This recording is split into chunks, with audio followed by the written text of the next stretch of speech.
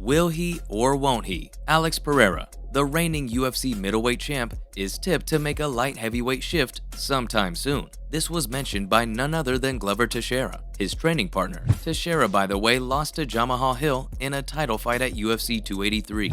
At the moment, Pereira is the undisputed middleweight champ. His undisputed status came at Madison Square Garden last November, when he beat Israel Adesanya with a technical knockout in the 5th round of the main event.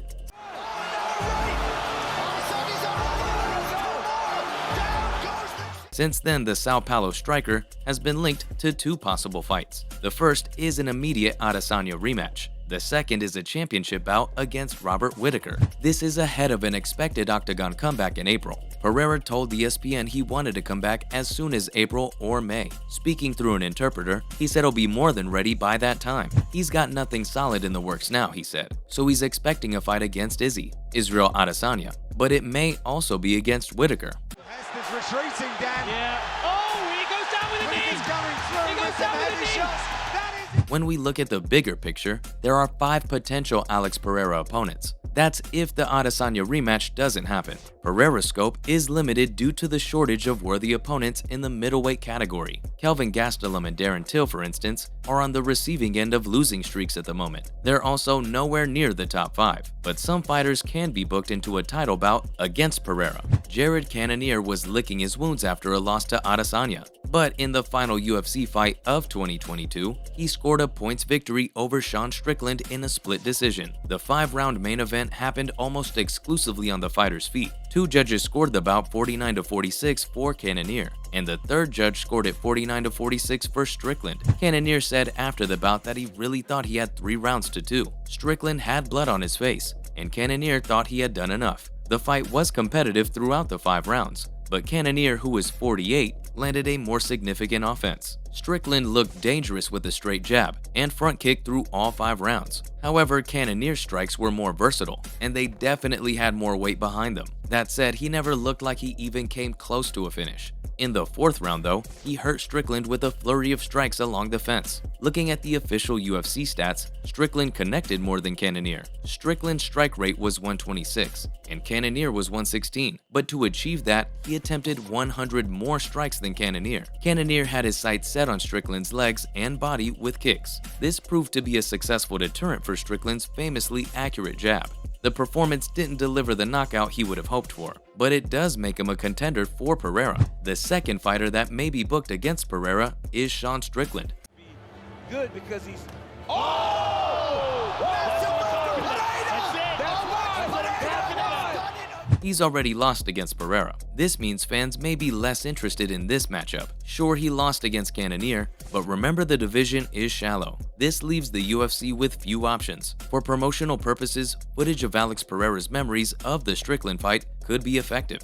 The Brazilian power puncher was more than a little cautious of Strickland. It emerged later that this was all about Strickland's over-the-top personality. Before the fight, he was 100% convinced that Strickland was going to try to kill him. These Pereira recollections could drum up at least some fan support. Strickland said after the fight that he should have had a different approach to the matchup with Pereira, and this statement also gives the UFC a usable narrative, one that they can definitely exploit. If Strickland approached a Pereira fight with a complete MMA skill set, would that change the outcome? Who knows? Paulo Costa is also a possible match. He recently ended a losing streak, the first of his career. Early round 2. Excellent combination and body shot though. Bohashinia trying to finish Bomboshe here. Former middleweight champ Luke Rockhold couldn't stand his ground against Costa at UFC 278 Fight Night. Right now, he is all in with negotiations for a fight against Robert Whittaker, though. And remember, Whittaker is also a former champion. Should Costa be victorious in this bout, the UFC might feel that he's earned a second crack at the divisional top spot. Paulo Costa and Alex Pereira would be a thrilling encounter for fans. Of that, we have no doubt. Costa is a high-volume, high-pressure fighter. He loves to trap his opponents against the fence and then swarm them. By the same token, Poatan is a knockout artist par excellence. He draws out punches by being patient and then counters them with his devastating left hook. The UFC can use Costa as a safe matchup to build Pereira for an Adesanya rematch. He's not a single-punch knockout machine, that's no maybe, but he is hugely successful at overwhelming foes with clubbing blows and unrelenting pressure. And no doubt he will run into Pereira's left hook, and that will result in a highlight reel win. The next fighter that may be matched up against Pereira is Robert Whittaker.